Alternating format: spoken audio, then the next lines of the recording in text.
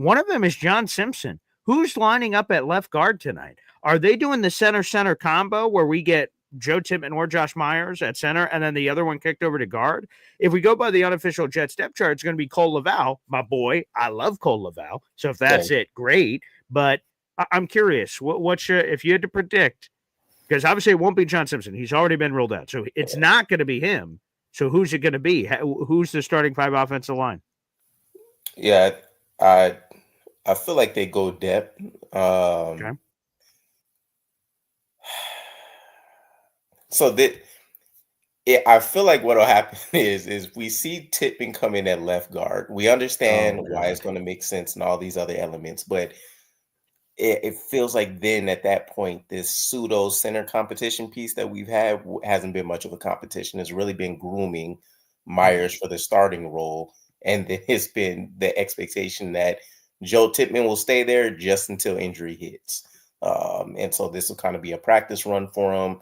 We've, Tippmann had an interview maybe a couple weeks back talking about how much easier it was playing left guard in practice once John Simpson did go down, because he's not worried about all of the things the center did. And in fact, because he knows all the calls and everything is allowing him to play even quicker. And we saw how good he looked the first year. So I would totally understand what happens if we see that roll out.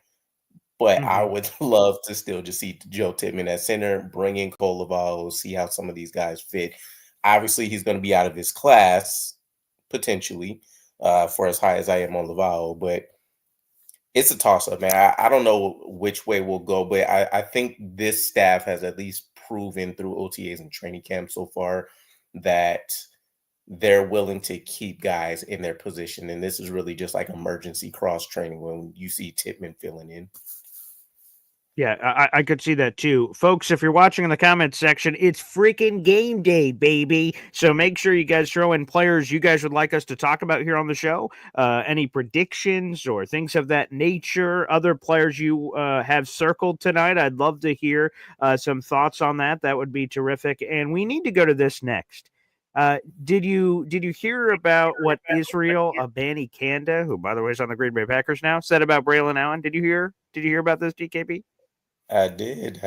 Well, everyone else is about to hear it. Let's go. Here's the clip. This is Izzy in the locker room with our guy that actually we did the Jets Packers interview with to get us ready for this game. He was the one doing the interview here. Let's go to Izzy to the hizzy. I told Braylon, man, I call him Big Baby. But because he's so young, but he's so effective. Like not just his size. Like he actually got a great burst to him. Everybody think it's just his size. Everybody think he can't run, but he could actually run. He could catch the ball out the backfield. He could block. Braylon gonna be a great running back. To me, I don't know what people say. I say he could be next to Derrick Henry. That's what I say. That's what I told him straight up. Wow. So if you missed that, because, that could be hard to hear, let me make sure I make this abundantly clear on what Izzy to the Hizzy just said about his former Jets teammate. He says the next Derrick Henry for Braylon Allen. Oh, my. Where the hell do I sign up for that right now? Where do we sign up for that right now? DKB? Huh? Braylon? Derrick Henry? King Braylon? King Henry? Yeah, I mean, it shouldn't be a shocker. This is the comps we've seen thrown around the entire draft process for him. And I think it was him. Let me think. Am I thinking of the right person? Yeah, I think it was Braylon who kind of had the I think they called it a sassy quote at the time where he was like, I'm a first rounder if it wasn't for people wanting me to see me play in shorts or whatever, right? In the combine circuit. So we know what he is, and even compared to Derrick Henry, he's kind of a freak of nature, right? A little bit more fleet-footed and explosive in different elements like that. So I at least love the fact he's leaning more into that physical playing style, and he's talked about it all off season. So I can't wait to see him plow through a couple of people and carry a few more. Yeah, for those who don't know, because when Izzy said this, I'm like, well, okay, let's do some looking into this. Derrick Henry is 1 inch taller. He's 6'2" to Braylon Allen 6'1", and he's 17 pounds heavier, at least listed, because Braylon was listed at 235 last year, and it says he didn't gain weight. That to me sort of seems not realistic that Braylon wouldn't have gained any weight from year 1 to year 2. So maybe they just didn't update the official roster sheet. Say that again. So I'm pretty sure he said in one of his press conferences he picked up like 10 pounds.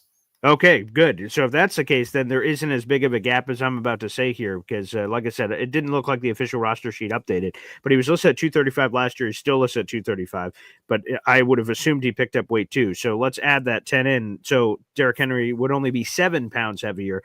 Derrick Henry's at 252. So, hey, I mean, let's just say the obvious thing here. King Henry is one of the great running backs of this generation. He's part of the 2,000-yard club. He's a 4-time All-Pro. He's a 5-time Pro Bowler. He's led the league in rushing twice. He's led the league in rushing touchdowns 3 times. Like, he's a beast. He's awesome. If Braylon Allen can be 1/10 of what Derrick Henry is, we'd be happy. I will tell you, the thing that surprises me about Braylon Allen is that, again, what we judge based on what they're asked in college to what they can actually do. In college, Braylon Allen had 49 career receptions. That seemed to indicate this is a one-trick pony. There's just a big bastard that can run physically, which that is a role, and there is a role for that in the league. But okay, that's in one particular category. The fact that he immediately showed in his rookie year that, yeah, they didn't ask me to do that, but that doesn't mean I can't do it. And he showed a lot of, to your point, fleet of foot with some of the receiving game. I'm very intrigued by what Braylon can be. And I'm curious, does Breece Hall just run the rock all year and Braylon once again plays second or third fiddle because he only had 92 rushing attempts last year? Or at some point, does Braylon take the rock from Breece? And hey, a few people have been sort of whispering that this offseason. Does that happen? Because he's the guy, Braylon, that's under contract for 3 more years, including this upcoming season. Breece Hall's a free agent after the year. Yeah, no, it's a good question. I know when Braylon had like a 3-ish game stretch last year, looked really, really good, and Breece was completely struggling. Like, I objectively just wasn't even it wasn't acceptable to have the ball in his hands. It felt like there was a fumble or there was a drop or a penalty, something happening, right? I remember talking about it. I heard a lot of my other favorite content creators and beat writers and stuff chatting about it. People thought that Braylon Allen should have been starting last year over Breece. So he comes back this offseason, little heavier, talked about focusing on speed and explosiveness, had the hands that we talked about from OTAs and rookie minicamp all the way into the season. And nothing's really changed. And if more, I feel like there's been more hype this offseason than there was last year with them. So I could see this creeping up 100% once again. It's going to be totally up to Breece Hall to lose the job. But when you have someone like Braylon Allen behind you, I can't imagine you aren't looking over your shoulder trying to figure out what's going on with the battering ram behind you, right? So I'm excited for him. I think one thing as well that's key for him is he talked about this new offense, which he indicated is a what's the word I'm looking for? Wide zone scheme offense, right? So one of the ones he connected to his first year at Wisconsin, which is what put him on the map, right? His first year, of course, objectively speaking by many, one of his best, and it's the year that he didn't even have to run through a ton of guys' faces. He did it anyways, but it was also the year that people looked at him and said, oh, okay, he can actually get outside of the tackle and he can run off on people and hit home runs too. So I love it. It feels like everything is synced up between the coaching staff and the commitment to the run game. That year 2 leap for him as a running back, the improved offensive line, stars are aligning for him. So I don't think too many people will be mad if he looks like a clear RB1 and we do move on from Breece and we end up saving the money from the extension and all that stuff anyway. So we'll see how that plays out. But I don't know how you aren't excited to watch him. You're right. The stars may be aligning for him. The stars are aligning on the show. DKB. Yeah, baby. All right, give us a quick plug. Come on now. If people are listening to your they're like, man, this DKB guy, halfway decent. I'm sort of I'm picking up what he's putting down. If people want to continue to listen to your takes and other sorts of Jets conversation, where the hell did they go? Find me on YouTube. Same thing you're seeing here. I was going to say thumbnail, but in the video box, DKBxJets. Okay. I will get on social media at some point. I just don't. It's too much noise Okay. and So you're work. just waiting for peer pressure. Is basically it. You just need to be pushed into it. I've done a good job fighting off the peer pressure so far. Yeah, I respect it. I respect it. Yeah. Yeah, Okay. YouTube, and whenever I get the chance with my guy Boy Green, Oh yeah, baby. waiting for my man Gunny to come back. You'll see me with a few other people here and there. So I have to tell you. I got to break the fourth wall. I got to punch through it here. Okay. Or a little Jason Taylor. Let's do a little bit of this. Okay. DKB is as reliable as all hell. You know what DKB is? If I had to make an analogy, he's AAA, baby. I'm on the side of the road. I'm like, what in the world? I ran over a squirrel, and Jesus, and look what's happening here. And my speed dial, DKB. Boop, boop, boop, boop. Yo, DKB, you pulling up? He's like, I'm already behind you. I'm, oh shit, okay. And you've just been all reliable on this show. And again, you are someone that the people are like, hey, I like the cut of this guy's jib. Let's get him on. And I said, okay, as often as these opportunities open up, and I said, not that I'm hoping I'm pushing people down the stairs or anything, but if opportunities open up, let's get some DKB action here on this program. As far as I'm concerned, people, make sure you guys like the video, hit subscribe. We got over 200 people. And thank you. I've heard a lot of compliments about this, and I'm sorry I haven't gotten back to everybody. Thank you for the very positive response on the Bob Lederer interview yesterday about the Matt Snell story and us trying to do our part as Jets content creators to try to spread out the word. Thank you to the official New York Jets history Twitter account that's got 12,000 followers that just shared our Matt Snell story this morning. Thank you very much. Thank you for the kind words. Thank you for everyone that said everything. And this goes back to the same thing I just said about DKB. If you guys hated DKB, I might go tell you to go pound sand because I don't give a shit what you think. I could. That's what I said about Hop on Pop. You guys, some of you guys didn't like him. And I said, well, I'm going to keep him on the show anyway. He went, all right, fine. We'll get used to him. Okay. But for DKB, you guys loved him. So we have him on more often. The Bob Lederer was supposed to be a one-off. Join once and then leave. Get out. But you guys want him to stay. So he stayed. So we're sort of amorphous. We're sort of bending to what the people want. And the people wanted all these things, and they got it. So thank you guys for making it possible. And some great Matt Snell stuff and more to come, perhaps, on that story. All right, guys, continue to either ask questions straight up in the chat. We'll also open up the phone lines here in a little bit. And if you have players that you want us to discuss, bring them up in the comments section. I see this coming in from Bill M. I want to see Arian's routes. Of course, he's talking about Arian Smith, the rookie wide receiver out of Georgia, the fourth-round draft choice, and hand progress tonight. I will just say this, take whatever beat reporter you want. One of my favorite beat reporters is Rich Cimini. He has covered this team longer than anybody. And as we found out with Rich a couple months ago, we'll have to have Rich back on the show before the season. He is one of the longest tenured beat writers in America. Like, think about that. That's not just a Jets thing. Like, that's like a sports thing. Like, that's so cool that we've had a guy here for that long to share history and all kinds of insights. And congratulations, he just joined the Hall of Fame voting selection booth. That's a great honor.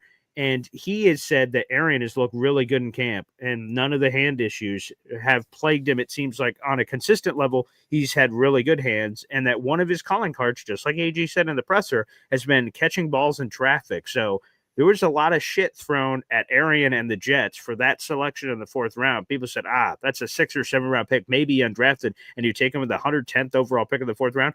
Jets, what the hell are you doing? And early on, it's very early on, but there's been some very positive returns here. Yeah, I'm not an expert talent evaluator or anything, but I think compared to, it's kind of like the Malachi Corley situation to a degree, right? You have more traditional style wide receivers that I'm sure graded better out there. And yet Malachi Corley ended up being your gotta have pick. Arian Smith felt like in that same kind of mold, right? I think Aaron Glenn, Tanner Engstrand, they clearly wanted a speed element. And I still think that if Dante Thornton was there, he probably would have been the guy. But there was a lot of upside with Arian Smith, a lot of immediate and clear upside, right? 2-star sport athlete with the track situation going on, a lot of injuries that consistently crept up. You look at the wide receivers that were ahead of him on the depth chart before he got his opportunity to actually go out there and start. There was a lot of different things going on to where he never really had a chance to just focus on football or stay healthy or really learn the nuances of the position as well. I can easily see this being a situation where, you're a star in the track world and you're a hype guy that's full of potential on the football side, I'm gonna go and focus my efforts here on track. So now that he's been able to just do that in the offseason, it's been more impressive to me than anything that there's been a level of consistency to his game that we've been hearing this offseason, as opposed to having like a ton of high upside practices and then ones where he's just dropping everything. So the arrow is clearly pointing up for him, but I think it also just speaks to the fact that Aaron Glenn and company to a certain degree will find the traits that they're looking for no matter what. And so you'll have some of these nondescript picks that potentially come up in future drafts just based on the overall comfortability that they have with the player. Also, don't forget, Arian Smith was one of the better wide receiver run blockers in this entire draft, which is a huge premium for us. That's for sure. And I think a lot of people sort of overlook that because they just look at him and he doesn't look like Alan Lazard or Josh Reynolds, these big physically imposing guys. So they just make assumptions. But, AG has talked about the feistiness that is there with Arian Smith. He didn't find somebody that he didn't want to block. So he just has that mentality, which is unique for a receiver because receivers, again, we stereotype all the time. Oh, divas. Oh, they don't want to block. Like he has no problem blocking. And I just continue to say, and I've said this to you, DKB, all you need is Arian Smith to work once. And you have instilled fear for the rest of the season in every defensive coordinator's mind. You just have to hit once. And I hope for Arian Smith's sake and his career that he hits a lot more than once. But if you hit one deep ball once with that kind of elite track speed that he brings to the table, all kinds of things open up for this Jets offense, and I'm not going to be surprised inevitably when that happens. So good shout out, Bill M. Appreciate it for all the love for Arian Smith. Very nice. Let's keep highlighting a couple other players here. I see All Yank here says, is Malachi Moore cleared for this game? AZ Thomas and Stiggers are going to be fun to watch. So AZ Thomas was already ruled out for this game, so he's out. Mason Taylor's out with a high ankle sprain. Not that you mentioned him, just to throw it out there in the universe. The two starters that are out are John Simpson at left guard and Quinnen Williams. He's out. I'm trying to think. And Malachi Moore was a toss-up. Our last time we spoke with AG was, let me try to make sure I get it right. I believe it's Thursday. Yeah. So, I don't know if there's been any update unless you saw something DKP on Malachi Moore.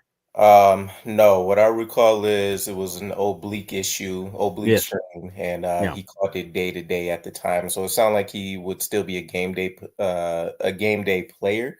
He's not technically starting anyways, right? So maybe they're comfortable with him coming in second, third quarter, a couple of snaps. If it looks good, they pull him quicker than expected for some of these depth guys. But I think we see him a little bit. Okay, yeah, I hope so. I hope he's healthy enough to go. There's been a lot of positive buzz about him coming after Tony Adams' job.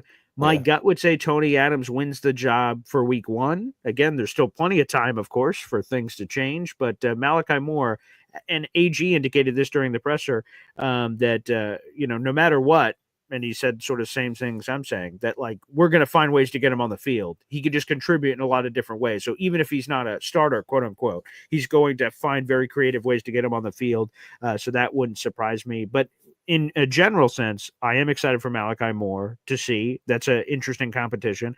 Azarie Thomas is just a super talented guy that fits the vibe of exactly what AG is as a coach.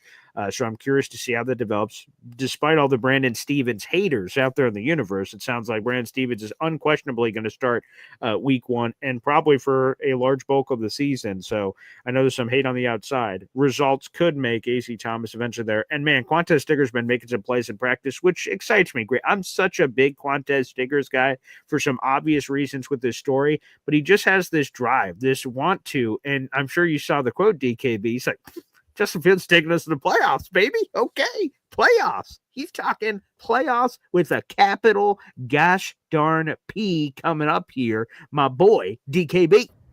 Playoffs? Are you talking about the playoffs? I love it. I do think some of the quotes from Stiggers will end up getting him in trouble eventually. Like I remember him coming in and giving us something about how he wasn't going to cut his hair and caveman it until we won a Super Bowl. And like a couple weeks into the season or something, we see him with a fresh cut. And now this playoff comment. So for him being like a background guy, I would love to see him, slightly stop the predictions.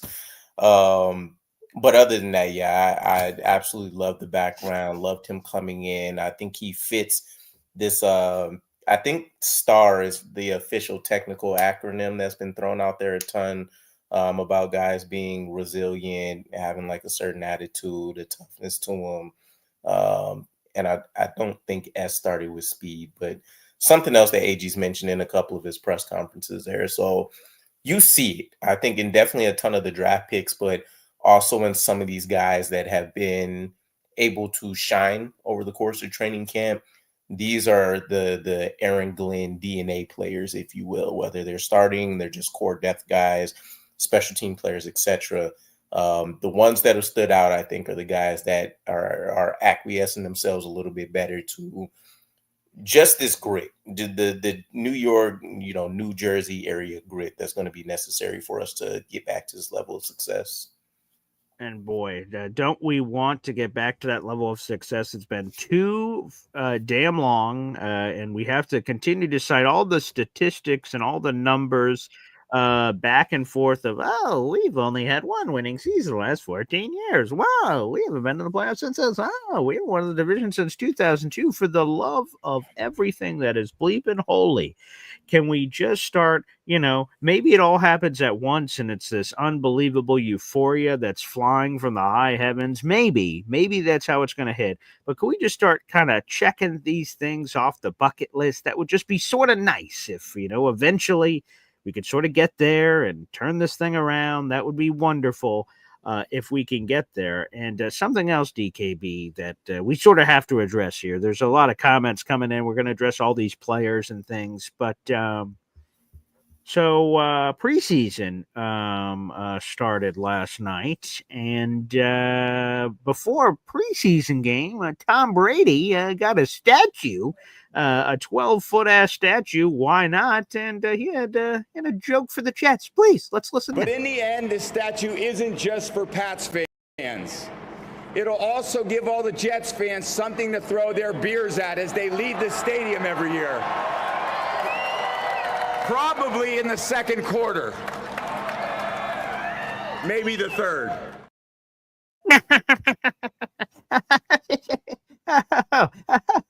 God, fuck that guy. Fuck Tom Brady. I gotta respect someone who's been thoroughly thrashing us for 2 decades. I have a respect for the digs that are sent out there in general. The football world is really the only place you're going to see a lot of people get away with this. But yeah, fuck him.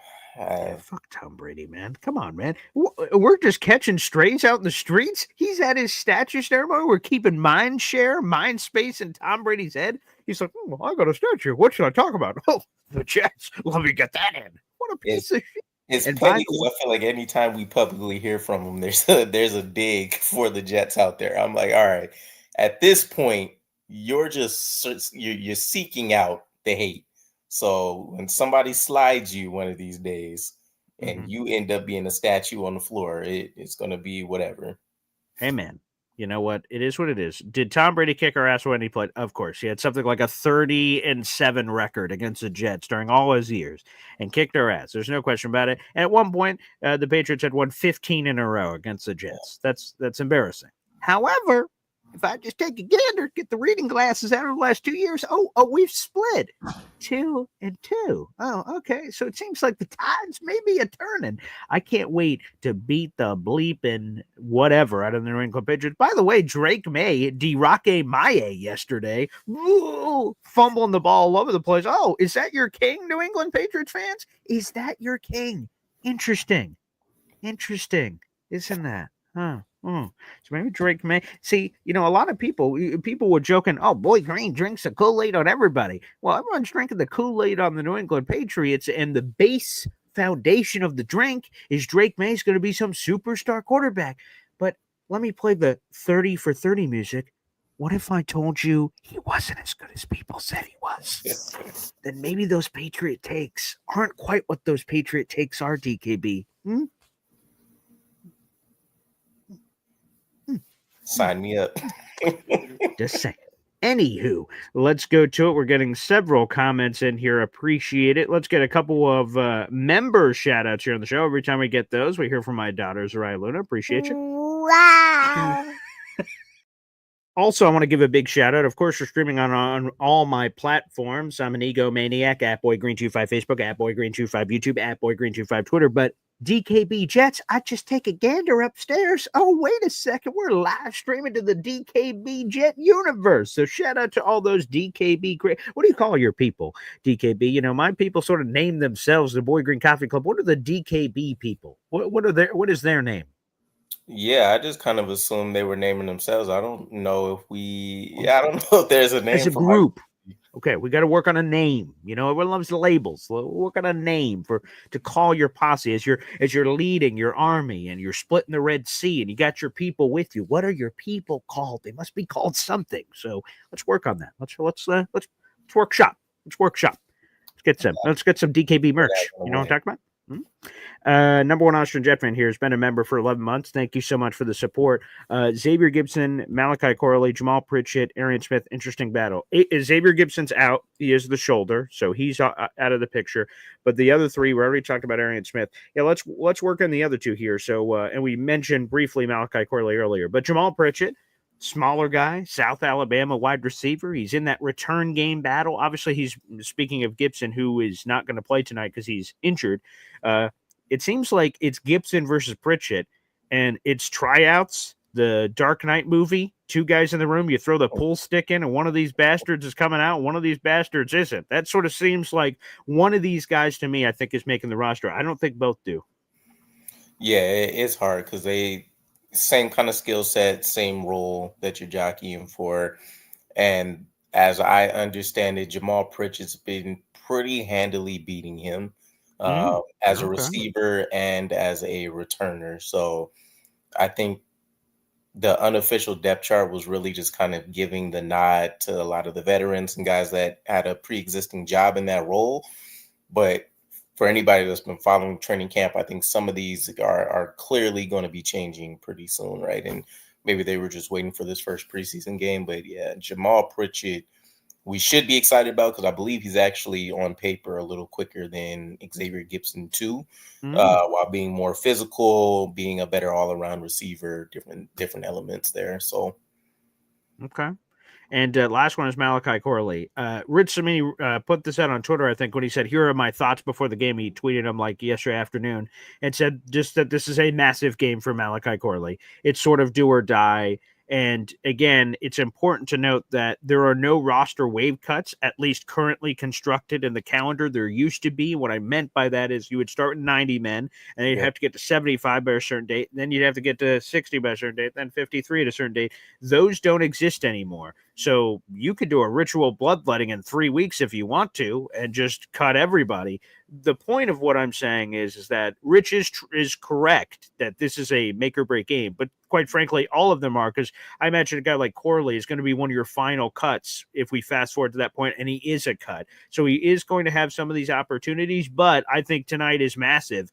And regardless, he just needs to start pointing the arrow in the right direction, making some plays, because I imagine he is going to be getting a ton of action tonight, right? We're talking about the starters. Ooh, how long are they going to play? Corley, play the whole game as far as I'm concerned. Yeah, I think I would agree, right? It feels like it's do or die. And yes, we have 2 other preseason games to come in, but I think so there's big pluses and there's some drawbacks to waiting to cut down guys, right? But essentially what'll happen is you have the best chance to sneak somebody on a practice squad and stuff when everybody is draining blood at the same time, right? So Malachi Corley, I don't think is necessarily a guy that we're waiting last minute to cut or anything like that. But if he can show enough during preseason, then I think you see a situation where we try to make him one of those final cuts. There's going to be a ton of other wide receivers ahead of him, for example, that people want to snatch off waiver wire. And when he clears, then the staff's like, hey, well, why not bring him back? Who else are we, kicking the dice on around here?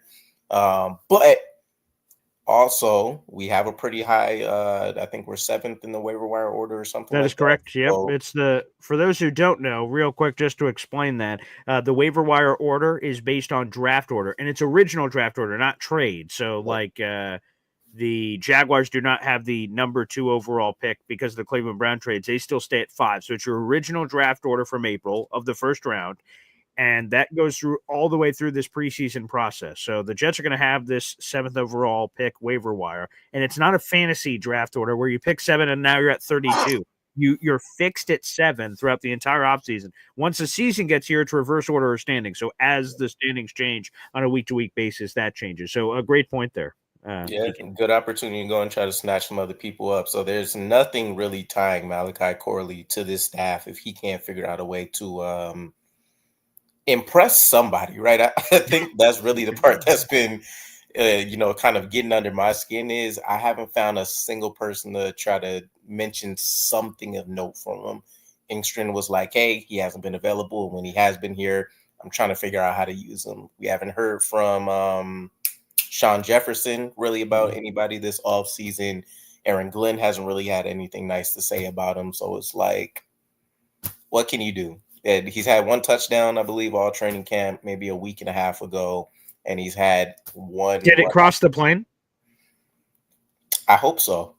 I hope to God it did. So do I. So do I.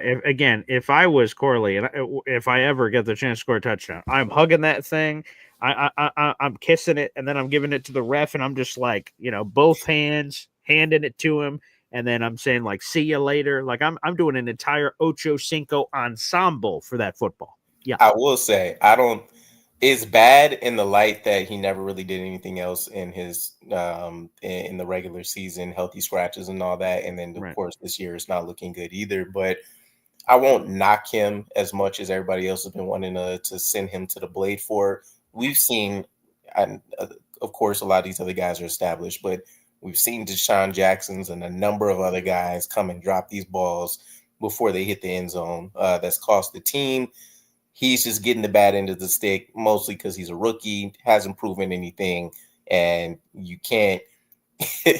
As a 3rd round pick on a team that needs weapons, like you got to come in and do a better job for us. So if it wasn't New York, I think this story goes under the rug as like a non-starter for him.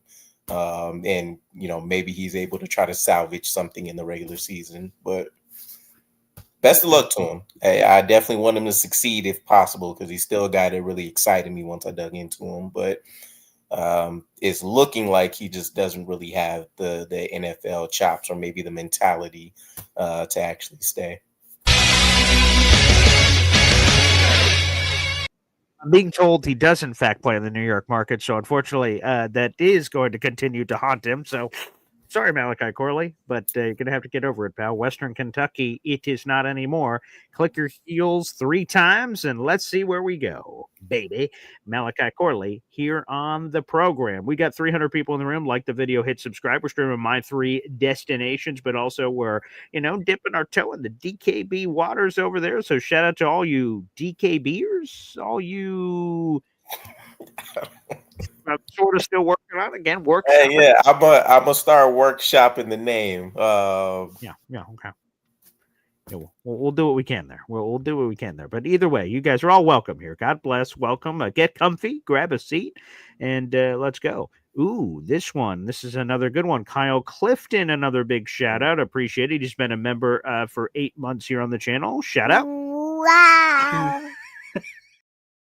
Not much talk about Tyler Barron in camp, I noted. Yes, this is something I did note, though, is Rich Cimini, again, on social media, he put a couple of bullet points of like, hey, like, here's what I'm sort of thinking going into the game.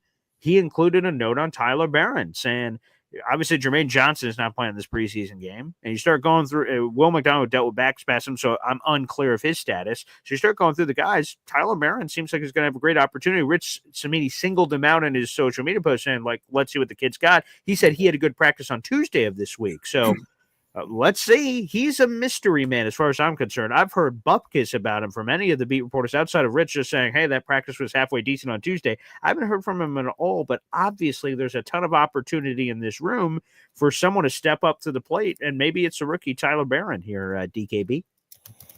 Yeah, I feel like we heard AG say that Will would be out for a week, and then they would monitor it for there. So I wouldn't expect for him to play right. Like back spasm, week one preseason, not really Yeah. worth He antagonizing. did return, though. I will just say that Will did return to practice post back spasm, so he did come back. So, but again, I don't. To your point, back spasm is something I wouldn't play with. I probably wouldn't play him either. But he was already had returned to practice post back spasms. Yeah, I think like if I if I'm assessing it correctly, I would say John Simpson's back is more of a severe issue, and that doesn't mean it's crazy, whatever. It's only a week or two, but Sure, I would say John Simpson's probably is a little bit more severe than Will McDonald. because So he's older or what? no, it just seems like w- with John Simpson, there was like a couple of days where it was like, he has a back, we'll see what's going on, and the next time we heard from AG, maybe a day or two later, was when he gave us the timeline. So I'm assuming they kind of tested some things out on the field, seeing what felt comfortable, and then they were like, no, yeah, we need to give this, a week. Whereas with Will McDonald, maybe they did it right away. If I'm thinking maybe Will's slightly more, I'm trying to. The timeline didn't really make sense to me in terms of how quick we heard Will McDonald and him potentially being on ice for a week versus like John Simpson. But yeah, with him kind of being the younger guy and all that stuff, you'd imagine like a quicker bounce back, right? And him understanding his importance to the team. But as far as Tyler Barron goes, Yeah, this week I think has been one of his best weeks of practice. I think Tuesday great. was the first highlight. Yep. Not only a sack of Justin Fields, but still being able to go out there and put some work in against, I think it was Adrian Martinez. And then got UFO MVP legend, baby. Yeah. highlighted once or twice more. So I don't. The comps that I remember seeing for him were someone like a Jermaine Johnson light, right? Someone that can go out there and chase down some of these NFL quarterbacks that'll be dual and strong enough to potentially play like the I guess JFM ish type role. I don't really see that. I just think he's going to be an edge rusher, and depending on how well he can develop his pass rush traits, that'll really dictate what he's looking at there. I don't think he'll ever be a overly impressive run stop or anything, but he has his chance. I think there's a fair shot that we see him and Michael Clemens rolled out as like the starters coming up. Michael Clemens, baby, my boy. DKB Nation. Okay. All right. The DKB Brotherhood. Okay. Jared B. The DK Believers. Again, every time I see DK, I just think of like when I was a kid and I was playing Donkey Kong. I was like, DK, getting some of that action, the nostalgia. That could make sense. Could make a lot of sense. Sure. I'm sure you didn't get that at all when you were a kid with the DKB thing. So, yeah. But okay, keep the suggestions coming. I'm very open to them as someone who's clearly not making that decision on what the name is of DKB's people. But I'm very open to it. Very open. Yeah, absolutely. Ultimately, this is a community award, so I will leave it up to Yeah. the people and see what they prefer. All right. Speaking of the people, are you ready to uncage these animals and welcome in the phone calls on this program, DKB? Let's get to it. All right. You may regret that, but it's time. It is time. And we will hit you up after this. Boy Green Navy, Boy Green Navy, Boy Green Navy. Talking Jets football, man. Boy Green Navy, Boy Green Navy, Boy Green Navy. New York Jets Football Club. Offense, defense, special teams, watch Jets football with Boy Green. J-E-T-S, Jets. Let's go. Go, baby, here on the program. And also DKB, I also shared the call-in link in the private chat. You can feel free to share that on your side for any of your people that would like to call into the show. We don't discriminate. All people are welcome. DKB people, Boy Green people, this people, that people. Let's go. It is wide open. The phone lines are there. That is the pinned comment on youtube.com/BoyGreen25. If you'd like to call into the program, feel free to do so. Utilize the participation trophy. You know, I sort of look at that sideways. I got children, but today it's okay. Participate, play, get in there, put on the pads. Let's go. We got 300 people in the room. Like the video, hit subscribe from the high heavens. Let's go to those phone lines. It's the Hepster. What's up, Hep? Let's go, fellas. The first step of the AG era is starting. This is our journey to the Super Bowl. I don't know if it's this year, but it's our first step on there. I think we're getting there with AG. I can't wait to see AG, because like AG was sort of talking about it this week, like running out of the tunnel for the first time. And I know it's sort of going to be different in a preseason game on the road in Lambeau. And then the second one is technically at Giants. So the only real like Jets home game we have is the final preseason finale, which again, I don't expect the starters to play. So week one, Jets Steelers, the emotions of AG, that was just so cool. It was a couple weeks ago now, but AG came out and he was just like, it just hit me. And man, when he opens up like that, we open. Oh God, the emotions, the feelings when he said that, I was like, damn, that just hit me right here. Like he wants his job. He loves the Jets. He is a Jet. He's our family. So him coming home just felt right this offseason. Oh, terrific. I also feel he's honest.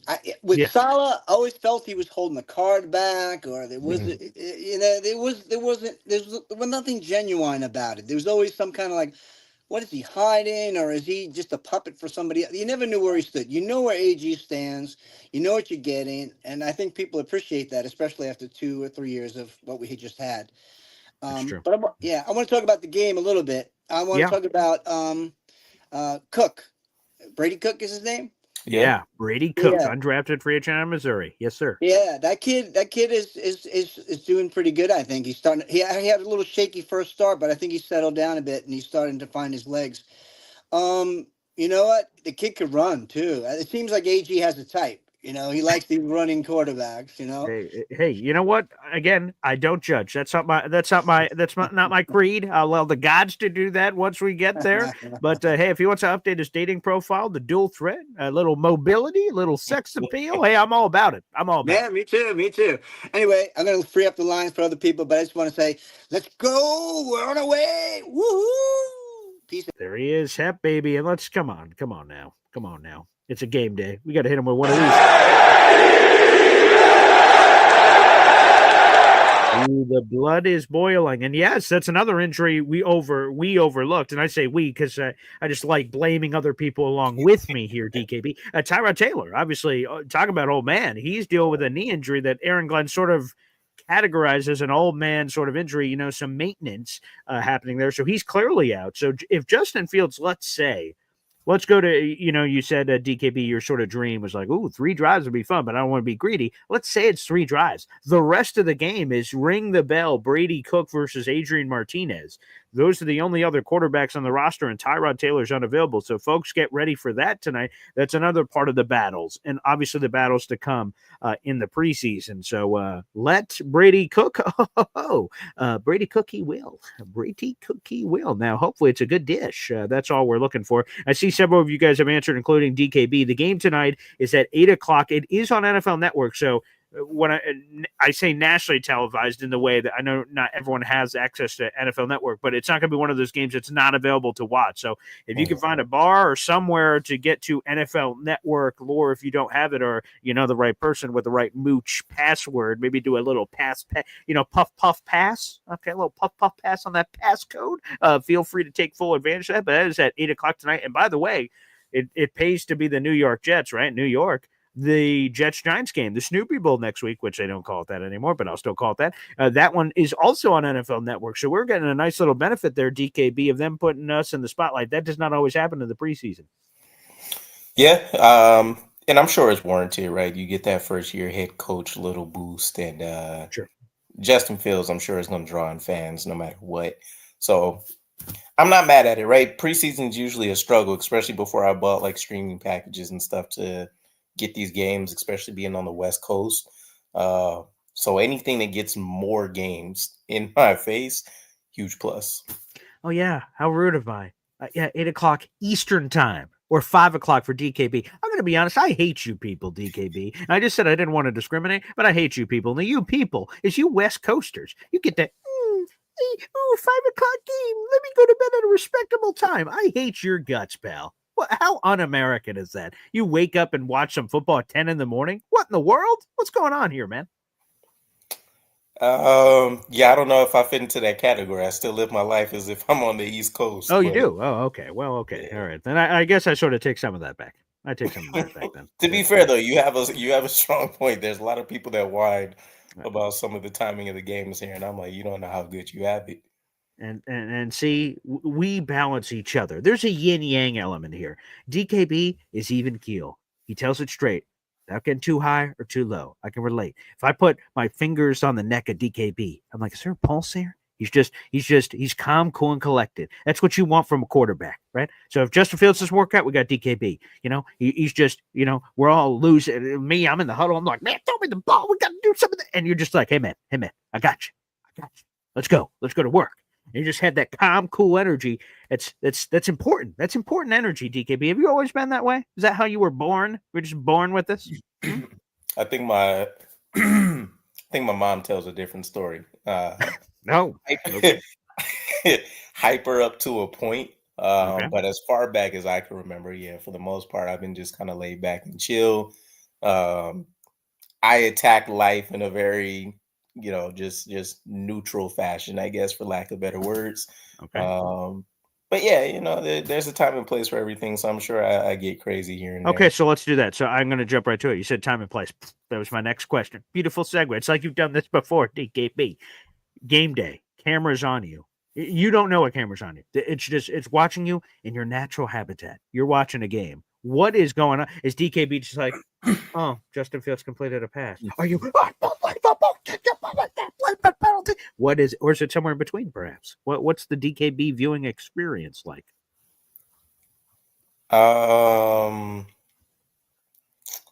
It's hard to answer, right? Because we've just had terrible performances whenever That's I've got true. a chance to actually watch the game. So yeah, there's a number of different things going on, right? From a content perspective, I've always wanted to do more in this sphere when it comes to like watching games live with the community or like doing the breakdowns and stuff like that. But kids are usually in my face, and I'm trying to also keep stuff, keep wife happy with, keeping the kids and stuff. So normally it's been me trying to watch the game while also still staying in tune with the kids, while also trying to prep content in my brain for, post game stuff and all of that.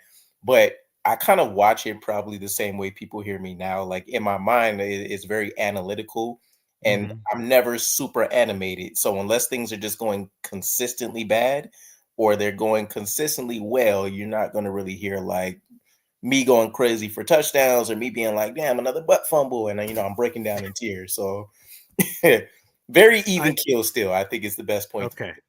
Okay. Well, that's good. I'm sure that's good. Man, when we watch a game together, inevitably, I'm going to be curious that experience. But so Stephen Fox asked, when the regular season starts, does BG do the play-by-play of games? So last year, I'm going to be honest, not to shame anyone, but, when you say something like that, it immediately shames people. Like people do watch parties where you can't show the game because of rights, but like me and you are on the screen and the game's going on live right now. And like we're either just chit chatting, bringing some callers in or whatever. And like I've never wanted, no offense to anyone that does this, I never wanted that experience. I want to watch a game. I want to watch it's 1st and 10. I want my sole focus to be on the game and everything to be on the game. But speaking of peer pressure, guess you're stronger than me, DKB. If you've been like, come on, Paul, give it a whirl, stop being a bitch. And I'm like, all right, fine, you bastards, I'll do it. So week 18, I did it. And the way I did it, I didn't want to watch anyone else's watch, but I want to do it whatever way my brain told me to do it. And what I ended up doing is basically play-by-play. I'd line up, go up. It's 1st and 10, 3 wide receiver set. This is happening. 12:32 left in the first quarter. So that's how I sort of delivered it. So it kept me engaged with whatever's going on in the game. And that's how I shared it. And then as plays happen, oh, wow, 8-yard run, Breece Hall. Oh, nice burst, or whatever comment I wanted to make. So that's sort of how I delivered it. People seem to vibe with it. So I'm going to try it again. Week 1, Jets Steelers, I will be doing that. People could call into the show and all that sort of jazz. But it is a little bit of a filtered version. I mean, I'm trying to be as real as possible. But, like, if something blows, I would totally on the couch go, fuck me. God damn it, son of a... So there will be a, when I'm sitting on the couch, there's a lot of that happening. I'm trying to be a more cleaned up version on air, but I mean, it is what it is. You sort of have to call it how you see it. So yes, I will be dabbling. What's the name? Wisshushin? Is that how he says it? Oh, Bob Wischusen. Yeah. How Wisshushin of you. Yeah. See, there you go. Right. I'm a pro's pro. I'm a pro's pro. That's how you have to do it. All right, let's go to the phone lines. You got plenty of people waiting. Thank you guys so much. It's a game day, baby. Make sure you show your support. Like the video, hit subscribe on my channel. Also, DKB's, baby. He's live. He's jumping on over there. Appreciate it. Let's go to the phone lines. We got old Teddy Bear happening here. NY Jets FL. What's going on, brother? Morning, gentlemen. Good morning. Great conversation. I don't want to bring up Tom Brady, so I won't, but I'll just bring up the fact of the Cheatgate scandal, his personal trainer, so-called Julian Edelman, steroids, filming practices. I mean, the comments have to come in context. How about his judo instructor banging his wife or marrying her? I mean, you can go let's go everywhere with the embarrassment. Sorry, I was just cutting my grass. So I'm interested in the AG. Salah always said we'll handle things like internally or after the game. It seemed like the AG real-time reactions to things and the on-field coaching and corrections. That's where I think you're going to see like a huge difference. And I never understood that from Salah. Sorry, I'm out of breath. I never really understood that from Salah, where he was so rigid with his ideology, with his defensive philosophy. Where he had, Sauce couldn't travel and I can't criticize my players. I mean, it was very elitist, to be honest with you. I don't, why didn't you do this? I don't do that. Oh, okay. The penalties. Why don't you yell at the players? I don't do that. We handled it internally, and obviously that shit didn't work. So, you have to sort of adapt. I wouldn't say elitist. I'd say it was like the bad overprotective parent that's going to end up raising like terrible human beings growing up. Right? Can't be accountable for themselves. Like he was protective to a degree to where it actually harmed the players, right? Because now you have guys that aren't going to be fit for the NFL. Well, he's going to have 7 or 8 kids running around, so hopefully those turn out better than his coaching. Since you brought the kids up, but I won't go there too much. That's all I got. I'm sure there's a few callers, but I think the energy and the passion that Glenn's going to bring is going to take the players to another level. That too. Despite including all the coaching, the experience with Dan Campbell. He said Glenn said a lot of things about Dan Campbell let him handle a lot of things. Head coaching stuff that a defensive coordinator wouldn't. So anyway, gentlemen, I'm excited about 8 o'clock tonight. So what do you got, Paul? I am too. But before we dip, we can all do this together. And a 1 and a 2 and a 1, 2, 3. Fuck Tom Brady. Oh, I was doing the Jets chat. So Jets. 1, 2, 3. Jets. Thank you, gentlemen. Let's go. That was definitely the number 2 thing I was going to go to for sure. Sorry, but yeah. Whoopsie. Anywho, but that is a good point to get into real quick. There, DKB. Is right. So AG said, we were the most penalized team in football last year, and I'll promise you this, we're going to clean that up. And then we go to the green and white scrimmage, which again, take that for what you will. It's supposed to be a soup practices here. It's supposed to be a souped up level. Some people do it in their stadiums. I was just at Buffalo Bills training camp. They did theirs in their official stadium, and they bring 40,000 fans and all that stuff, and they souped it up. The Jets obviously didn't go to that level. Some years they've gone to MetLife Stadium for it. But it was a penalty fest. They got at least 12 or 13 penalties, depending on the beat reporter that you follow, and it was awful.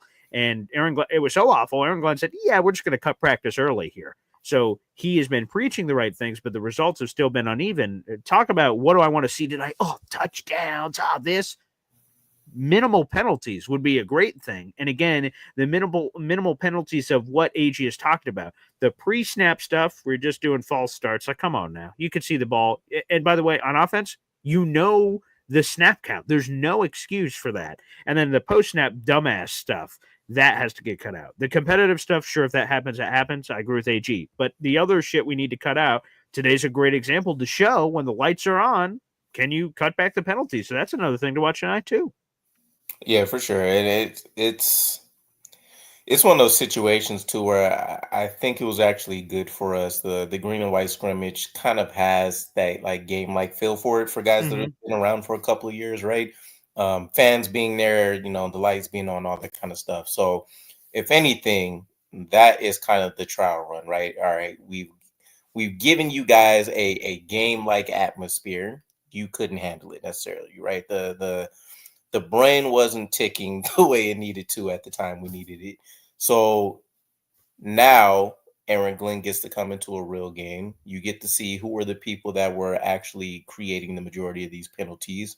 And I was more intrigued by his decision to end practice and then, what followed. What did that look like, right? Were you doing one-on-ones with these guys? Was it, we're going to end this crap today? Go back to the drawing board. The following practice, we'll figure out, because we also don't know. We do and we don't. AG has talked about his level of accountability being, this is what we're asking you to do. We've taught it to you. We've instructed you on what it is or what it looks like. And now we're going to commit to that. But Robert Saleh decided to just run people for practice when they got penalized. I don't think that's been the case with Aaron Glenn. It does seem like they do lose some reps, but then they do need to go back in and make sure that they could have got it, that they were able to do it right, which is why I think he has these fundamental drills installed, right? If they can't get the game reps, they go back to the fundamentals, for example, and they get their reps there. So I'll be intrigued by it. I still expect to see some stuff because it's going to be mostly depth players anyways. But as long as there's not more negative plays, whether it's via penalty or not, as long as there's not more negative plays than what we're seeing out of being able to just drive down the field, I'll call it a success. There you go. FL Phil 98, aka Philium, who's been a member for over a year on the Boy Green Gosh Darn Coffee Club. It's beautiful to see. Wow. I want to echo Hep. The change begins tonight. He's going all Herb Brooks on us. Tonight is the night. That's what we're getting. We're going to be the best football team in preseason. Let's go. Let's go, Philium. That's what I'm talking about. Good to hear from you, Philium. And we're looking forward to some preseason poetry coming from Philium. He has the gift of the written gab. So I'm looking forward to some more poems. Philium has given us some of the past about a variety of seasons and where we are. He's very gifted. I will just tell you in general, because I know you're not on social media, DKB, so this won't relate to you. But if you're on Facebook, there's these in your notifications every once in a while, it'll be like, hey, here are some things that happened to you 5 years ago today. I'm like, oh, all right. And so I'll just peek through some of the photos and posts it says. And recently I've gotten, when I've done some shout outs for fans, right? So like Hep, who called into the show earlier, the first time that he came on air with a guitar, I'm like, what in the world? And he sang a song that he just made up. And I was like, oh, that was cool. And then Philium, he had written poetry, and he says, do you mind if I read it on air? I'm like, please. So it was like Jets poetry and like how he expressed himself. I'm like, oh my God, cool. Mr. Famous Fulton playing the ukulele on air, a Jet song he made up. I'm like, oh my God, you people are incredibly talented. So I was going through the Facebook, like, oh, 3 years ago this, 3 years ago this. And I was like, holy bleep, number one Austrian Jet fan, a Jet fan in Austria that loves the show so much. He sent packages to my house. I'm wearing actually one of the shirts under this jersey of all these custom shirts he made. He has like a t-shirt press in Austria. I'm like, what in the world? So like, it's just, the fans are cool, man. And the community's cool. And I love cross-pollinating. I love that we've gotten to connect, DKB. This is the coolest thing of all time. Eventually we're going to be at a game together and doing all kinds of cool stuff. I just know it in my heart. So it's just, the fans are just awesome, man. The fans are just so cool. So it's always a sight to see when I get to check out other people's like lives or even just their regular YouTube stuff that they feed some of this stuff into. But I know like Gator McCluskey is a Jets community favorite, and he's crafted a lot of content from like intros and stuff for people. So we have some talents out there. I absolutely love being part of the Jets community. It's not like I'm looking out at 31 other teams' communities for stuff. Right, of I course. would have to imagine we have to be the most creative, active fan base.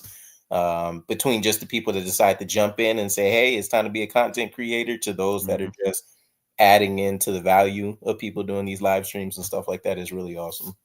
Hey, by the way, do you enjoy what you do, DKB? Your Jets content creator world? Do you enjoy that job? Yeah, it's not much like it's interesting because being a content creator now, it doesn't necessarily feel like a job. Like I honestly get to go in, do my research for whatever it is I want to talk about or what's intrigued me, and I can just go out there and do it. And so sometimes it's taking me hours if I'm doing a live stream or something, or you know, just digging through stuff. And sometimes it's quick 15, 30 minutes, but I've never looked back and been like, damn, this took a while. I'm tired now. I'm, you know, this, that, and the third. So it's awesome. Well, the reason why I brought it up is because me and you are not going to have these jobs for much longer because someone's coming for our throats. It's a brand new Jets content creator on the scene. His name is Ricky New York Live, and he's kicking ass and taking names, and we're next. What's up, Ricky? Blessed to be having you on the show. That's good, my man. Not at all. Not at all. There's, you know, that's one of the good things about all the different content creators, though, is, you know, whatever your flavor is, if you want it a little bit more serious, a little bit more relaxed, like there's somebody out there for everybody. So, you know, that's one thing I like. You know, I've watched so many different shows, and there's new ones popping up all the time. And but yeah, you know, I'll tell you, a week or so ago, I did the show with Dylan Terriman, and DT. After the show was over, like his camera was on, my camera was on. We just sat there and we kind of had a conversation for like 30, 40 minutes, but talking to somebody else who's, you know, kind of starting their channel at the same time. And it was funny. Like, you know, we were exchanging some stories, and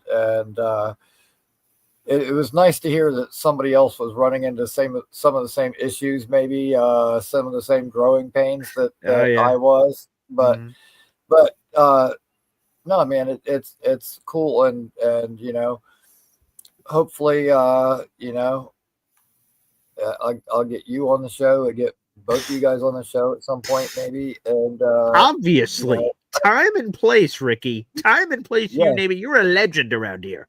Okay. You know what? When you come in, you sit in my chair. When you come in, you can eat some of my food. You know, mi casa es su casa. You say it, it happens. Done and done. By the way, I saw you commented on my Kevin Mawai picture the other day. Come on. Oh, wait. I got to pull that up. I'm going to get that up. Let me get that. It's funny because, like, you commented on it, and after you commented, I'm like looking at the picture, and I'm thinking, look how goofy my face is. Like, my eyes are all bugging out. It's like my face literally says, like, I can't believe this is happening, you know, and like I'm standing there with him.